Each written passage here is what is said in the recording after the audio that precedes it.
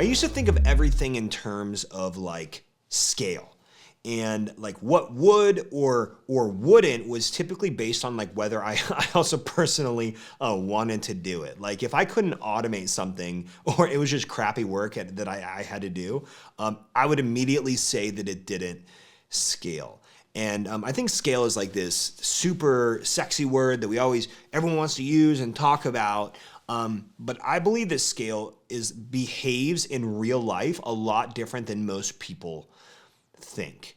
When I began focusing on like, we shifted our whole focus from like this idea of scale, grow. Like we're trying to get all this hyper growth. When we began focusing more on like quality work in building strong foundations and going above and beyond for our customers, I learned something incredibly important. And it's really been changing our business tremendously. And that is that scaling is a byproduct of non-scalable activities. And when I came to this realization, I no longer wanted to be like a B2B or a B2C business. I wanted to position ourselves and start to look through the lens of being an H to H or a heart to heart business, because heart to heart scales even when you don't think that it will. And there's this company that I really admire. I actually had them on the podcast maybe like 20, 30 episodes ago. I had on Chuck Sorek. He's the founder of a company called Sweetwater, and Sweetwater is $1 billion company, and they're based in Fort Wayne, Indiana, and they're the largest retailer of like audio gear, music, all kinds of stuff for musicians and audio visual. Like they're the largest or at least in the United States. I do know that. And I first learned this concept from Chuck, but it was before I interviewed him, because I've actually been a customer of Sweetwater for over 10 years now. And I've bought so much product through Sweetwater for myself, and then also gear for our church as well. And the cool thing about Sweetwater that I always thought that was very unique was the fact that the moment you place an order, you are assigned a sales rep. And they have a different name for them, an engineer. I forget, there's something engineer, a sales engineer. There's a name for them, but essentially you're assigned a rep. And my rep was Brian, and still is Brian, all these years later. And the crazy thing is, like Brian, anytime we place an order, I get a call from Brian, I get a voicemail, I'll get a text, I'll get an email.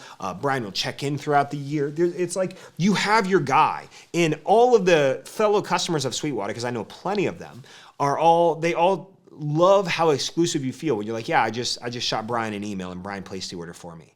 Like to know that you have someone like at your team. It was an interesting approach that they took. And what's crazy is, I remember our church had this flood, and we had to buy like $11,000 in gear right after this flood in this area. We had to replace a lot of stuff. We bought $11,000 in gear.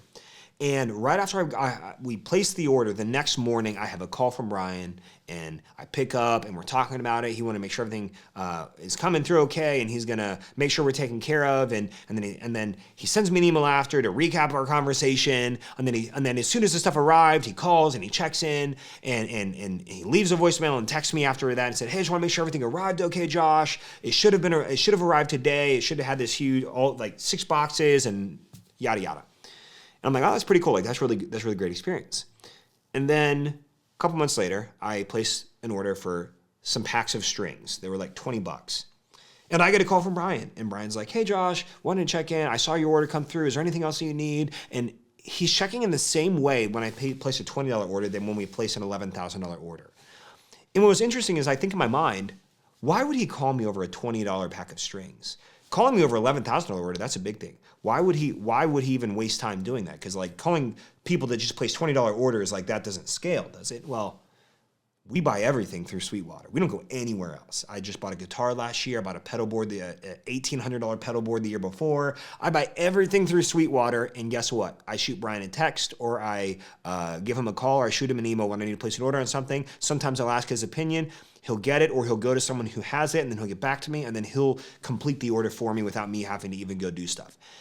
That's the kind of stuff that scales. And you might say, well, if I can't automate it, or I can't it's not like ads, like it doesn't scale like spend does, then I think it's worth thinking about what happens when you put so much emphasis on the customer experience? What does the lifetime value begin to look like? John Maxwell has this great quote. He says, to add value to others, one must first value others. And so what heart-to-heart thinking does is it focuses on the relationship with your customers over the transaction. And I wrote down a couple of ideas here on like, what does that actually mean in real time? Because we all need the transactions, we need the orders, but how do you actually enhance the relationships with your customers?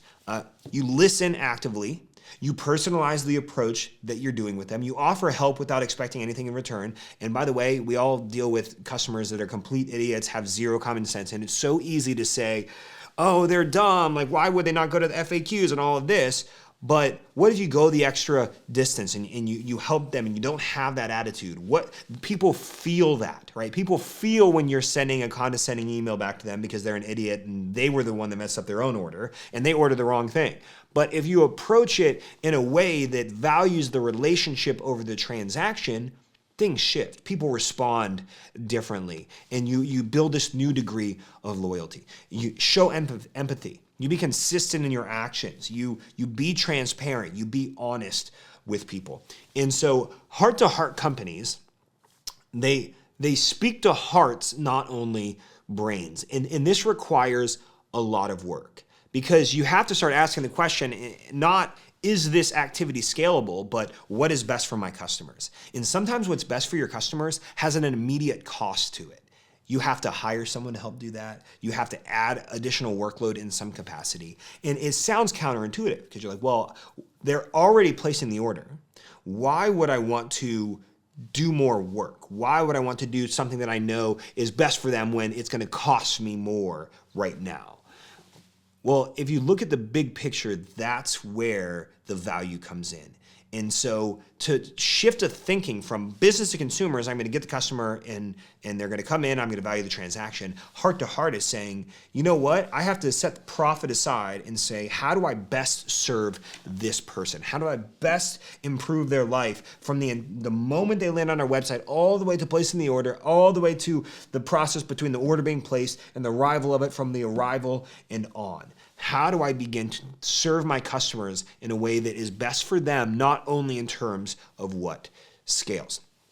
I'll give an example. In our business, we talk to a lot of business owners that are like, they're often in like this think about it stage before considering joining our mentorship program or one of our programs. Not always, but I'd say pretty often they need to talk to a partner, they need to kind of think on it, and we never rush people because like to work with us, we like to say, hey, we're not the cheapest crayon in the box, but we're definitely the brightest and we're the sharpest. And so people usually will think about it. And normally I would never text or call prospective clients that like our sales team is meeting with, like that are having conversations with them or that our team's meeting with, because it didn't scale. I'm like, hey, Josh is the founder, should not be texting or calling people that the sales team are having conversations with. That is literally their job. But in the last year, as we have focused on this new idea of how do we become a heart-to-heart company, I decided to start texting people who were considering joining any of our programs after meeting with our team and getting to know our team. And so I decided, hey, I'm just going to start texting people and say, hey, so-and-so, I saw you were considering this. That's awesome. Jacob told me this, and I think that's really cool. We've done this before. And I'll get personalized information about the conversation from our team will give that to me, and then I go and I personally will text them. And you know what does scale? What does scale is when way more people begin saying yes to you and buying from you or referring you, and all it takes is a few minutes per day. And now that we've built this process in, what's interesting is we have not automated it. Like we thought we need to scale, we need to automate this, but we don't automate this process. When someone buys any product from us, if it's a $17 product or it's a $295 product, they get a call and they get a text and they get an email. And those are not automated. The first thank you email is, of course, we have to confirm their order, but they get assigned to a person on our team and they get a call. If they bought a $17 thing, if they bought a $95 thing, if they bought a $295 thing or an even bigger thing, they get a call and they get a text, and it is all manual. And we could automate certain things, but what we found when we were automating things is that people just smelled it a mile away. Like people can smell when there's automation coming in. And so this idea goes against all scaling logic. It's like, this doesn't scale because we have to spend a lot more time and a lot more resource.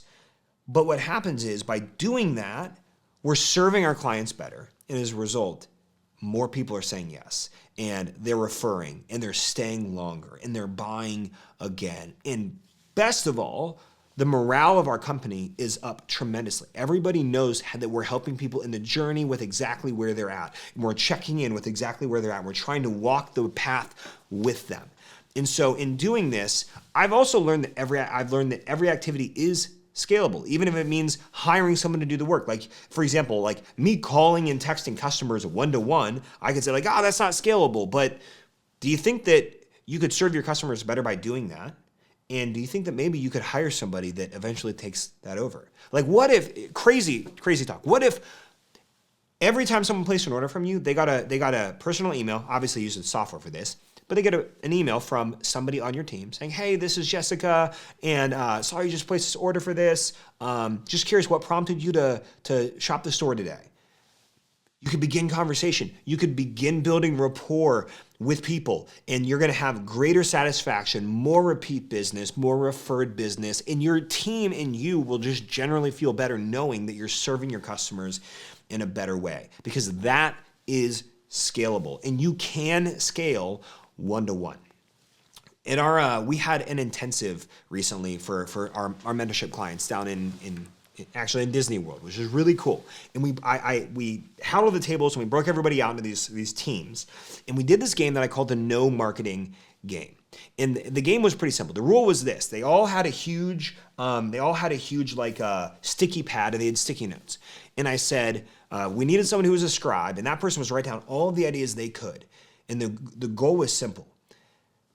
Because the no marketing game is we cannot do any marketing, and if I could never market again, and I could only get customers by getting my existing customers to buy again or refer people, what would I do? What would I change differently about my business? And so everybody got to write down on these sticky notes and put down, hey, we would do this. And they're just crazy, ludicrous things people would say that they would do. I said, get crazy with it. We could show up to their door and we could take their personal order, and then we could run and we could get it from the warehouse and drive it all the way back to their house and deliver it, right? That's an extreme. But like, if you could never market again, what would you do differently? And so we had like hundreds of ideas on all these different sticky pads with all these sticky notes all over the place.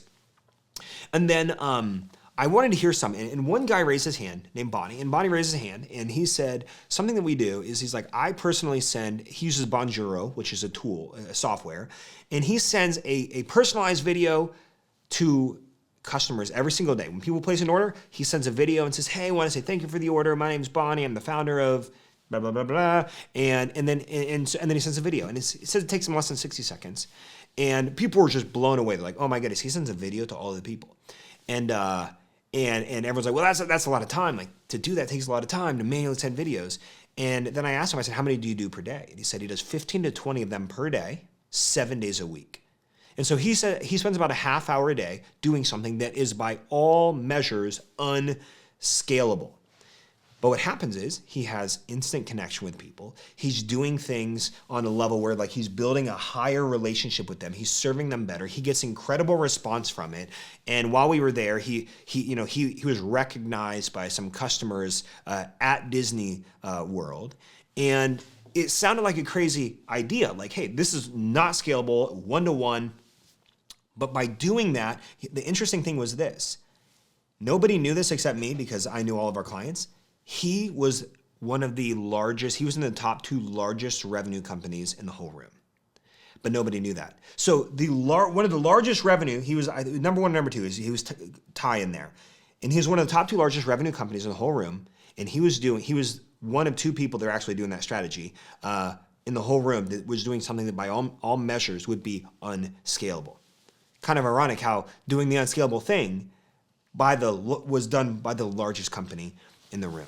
And so we've learned that scaling is a byproduct of non-scalable activity. So if you're only thinking in terms of what scales, then I want to encourage you to think more heart to heart. How do I add value to others? How do I do what will best serve my customers? Because in the long run, that's going to build a much larger, sustainable business that you love, with customers who rave about you, who care about you, who sing your praises and send more business than you can handle.